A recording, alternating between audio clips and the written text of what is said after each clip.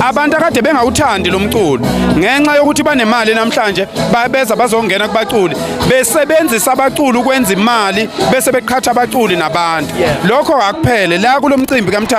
kaMthandeni ukhulumile naye la sicela ukuthi lokho kuphele ofuna ukuqhubeka nakho aqhubeke nakho ngenhliziyo yakhe kodwa umculo asubuyisele endaweni yawo umculo ngoweinsizwa insizwa ke kayixabani kuphambana nje imbono bese iphinde ilungisa futhi baye beyibuza abantu ezinkundleni zokuxhumana ukuthi ubhizi ngani lo baba lo ubhizi ngani kodwa ngiyacabanga ukuthi manje sebeke bakubona ukuthi hayi ubaba undabandaba weyimfundiso ezakhayo ubhizi ngani kahle kahle empilweni nje ngithanda abafazi bami nezingane zami yona into engibhizi ngayo le empilweni yebo khawula ngithi wakavela hayi ngicela